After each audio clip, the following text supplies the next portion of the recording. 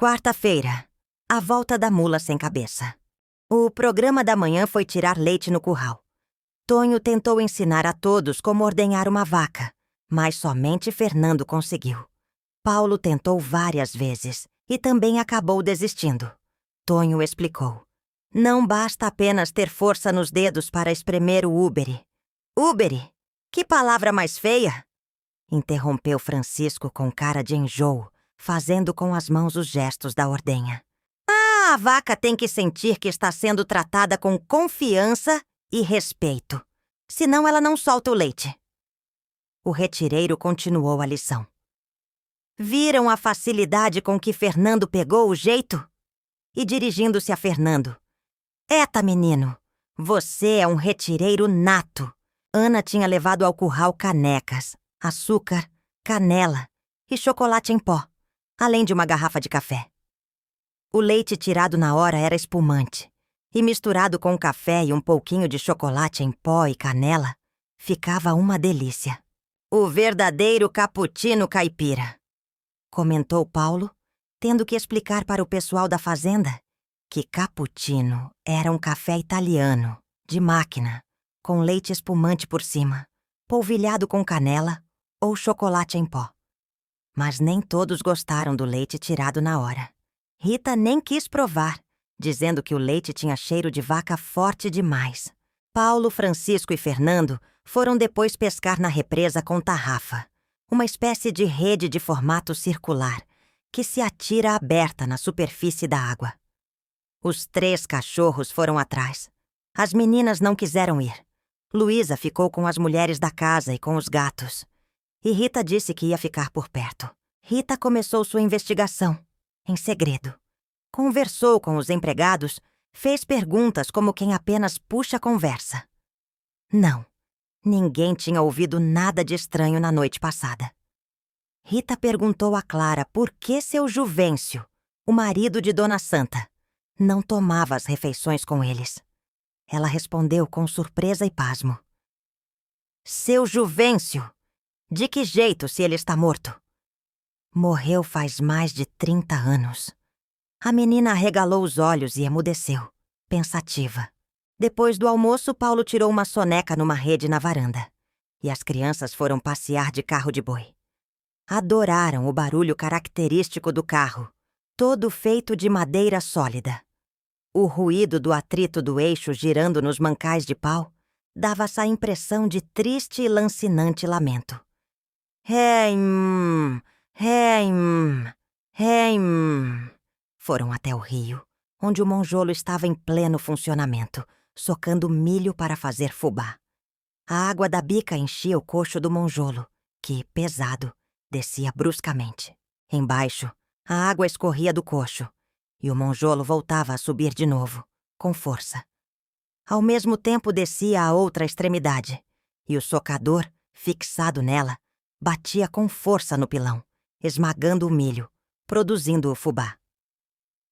No repetitivo pilar dos grãos, farelos de milho espirravam para fora do pilão, forrando o chão de migalhas amarelinhas. Uns passarinhos miudinhos vinham comer a quirera de milho que se espalhava em torno do monjolo. São tico-ticos, disse João. Sabe aquela música do Zequinha de Abreu? Tico-tico no fubá? Dizem que ele compôs o chorinho ao ver os passarinhos comendo fubá no monjolo, como aqui. As crianças aproveitaram para tomar banho na cachoeira que ficava logo abaixo. Começava a escurecer quando retornaram no carro de boi, com seu guinchar de alma penada. Mal chegaram em casa, tiveram que se arrumar para o jantar. Luísa reclamou que estavam sempre apressados. Será que não podiam ficar no quarto, descansando, e pedir para trazer a comida? Os demais não acharam uma boa ideia. Desceram, sentaram-se à mesa, em silêncio. Luísa tinha razão. Estavam mesmo um pouco cansados, mas logo se animaram com as comidas e as conversas de Dona Santa, que, ao final do jantar, como sempre, os convidou à sala de estar. Vamos para o cafezinho? Vai ter história de assombração, quis saber Rita. É verdade que foi a mula sem cabeça que espantou os animais na noite passada? quis saber Fernando. Vamos para a saleta que eu conto tudo, disse Dona Santa se levantando.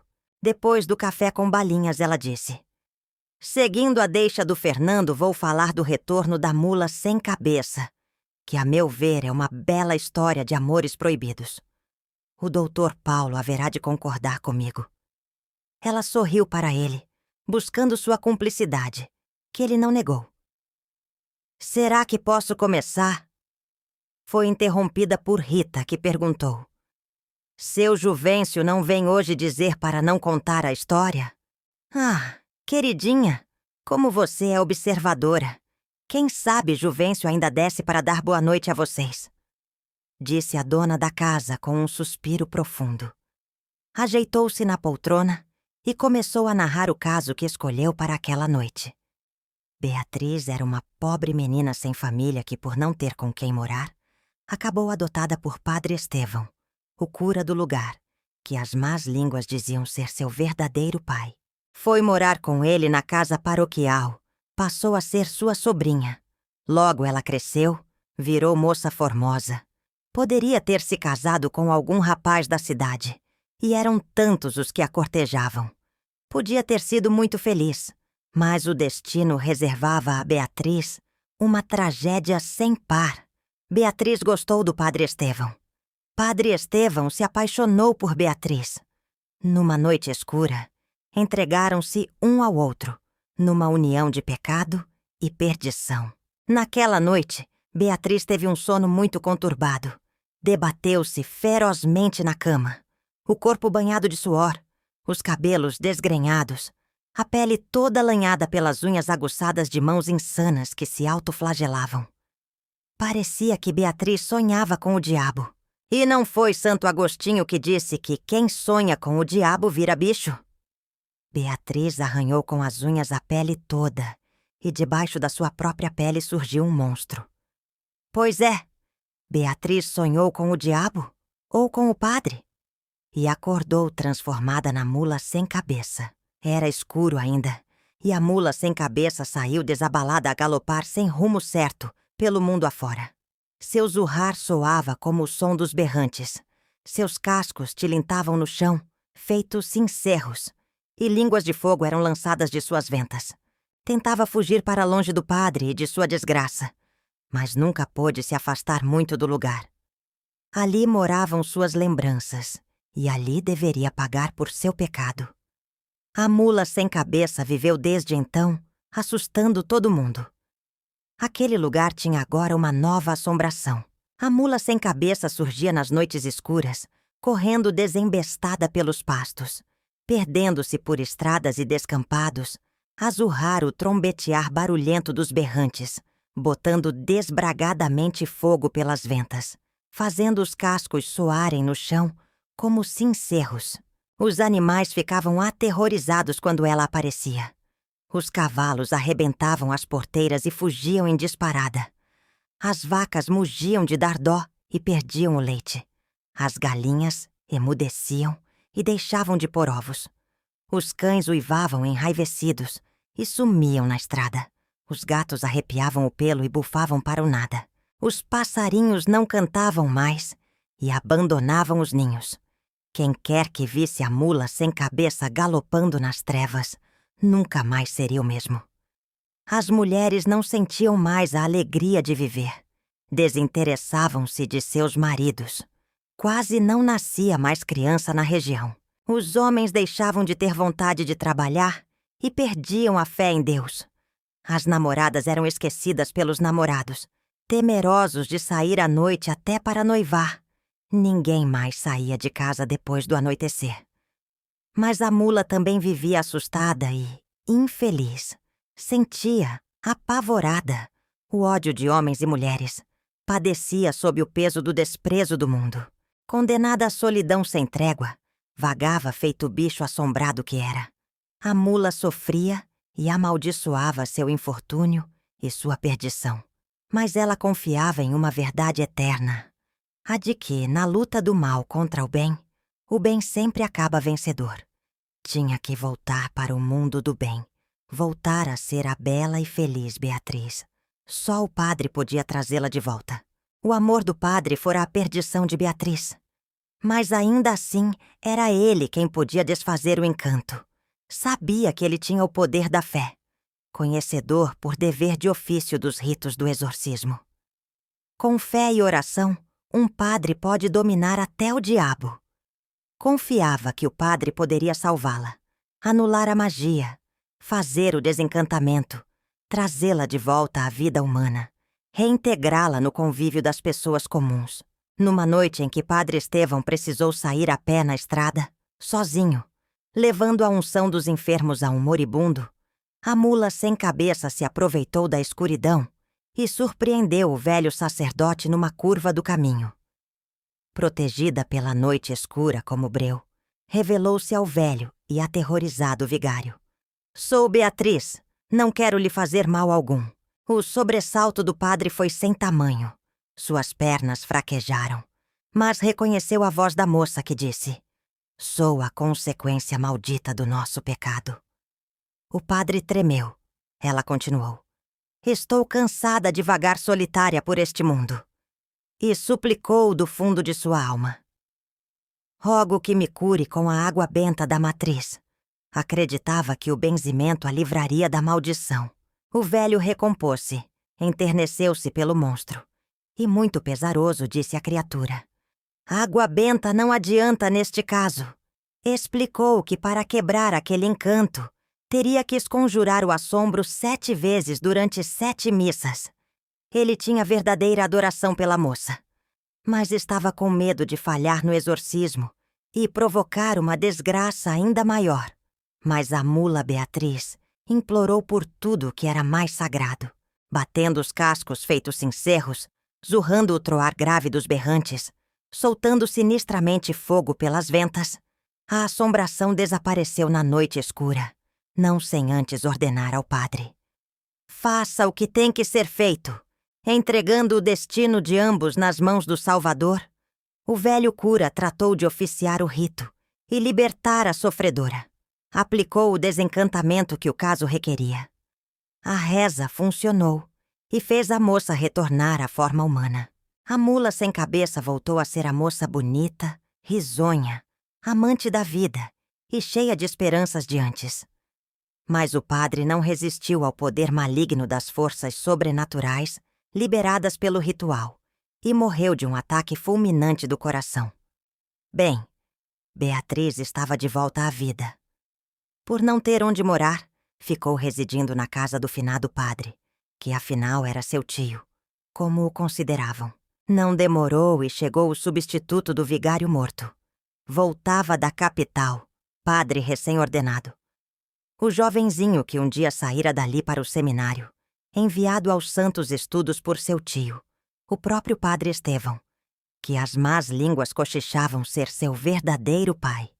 Padre Eduardo era moço bonito, alto e musculoso. Falava inglês, cantava e tocava violão. E era bom de dança. Vestia-se de jeans e camiseta, calçava tênis. Gostava de tomar cerveja com os outros moços e adorava futebol. Jogava no time da cidade. Mas cultivava também as virtudes de um bom padre. Era bom de sermão, emocionava a assembleia, entoava como ninguém os cânticos do Senhor. Suas missas estavam sempre cheias.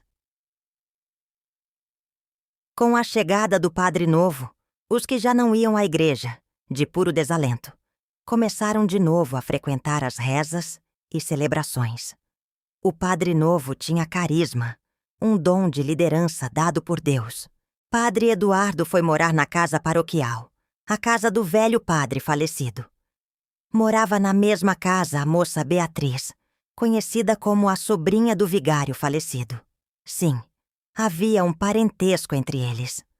A moça cuidava da casa e do padre novo, como fazia antes, no tempo do padre velho. Morava o padre novo com a moça nova. 2 jovens bonitos, saudáveis, atraentes, sangue novo com sangue novo, tentação da carne. Ah, quem pode escapar do destino? Quem pode revogar uma sentença maldita? A moça gostou do padre, e o padre gostou da moça. O amor que salva é o mesmo que corrompe.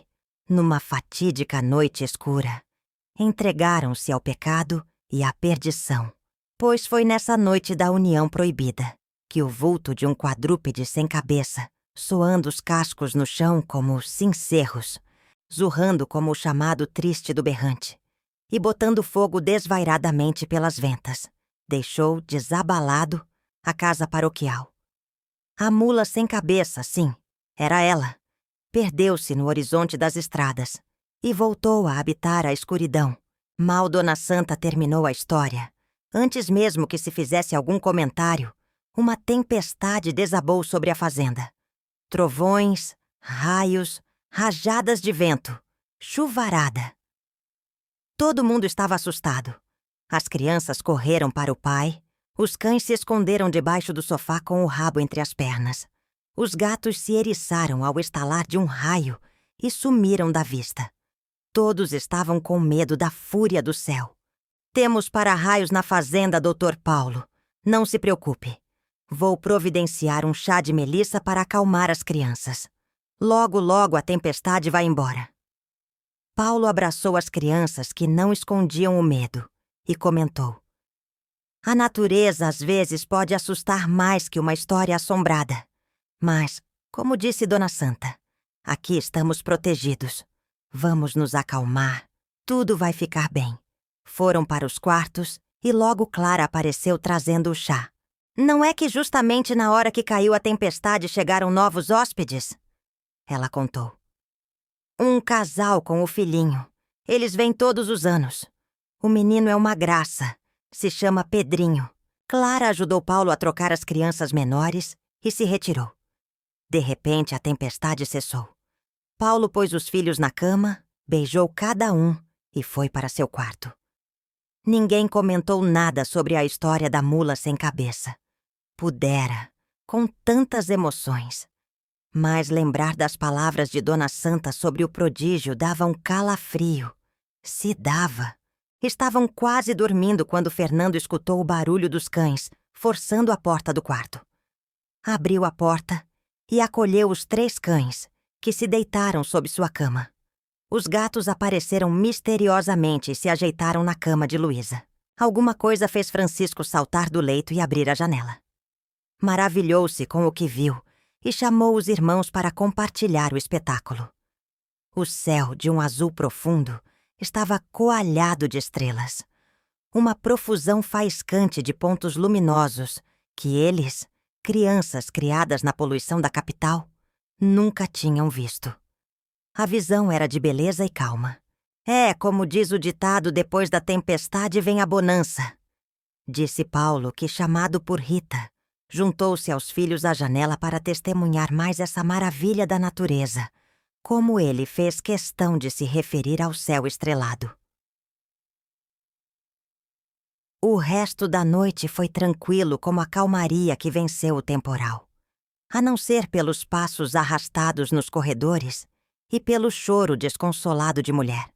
E pela máquina de costura que voltou a funcionar no silêncio da madrugada. Plac, plac, plac, plac, plac, plac.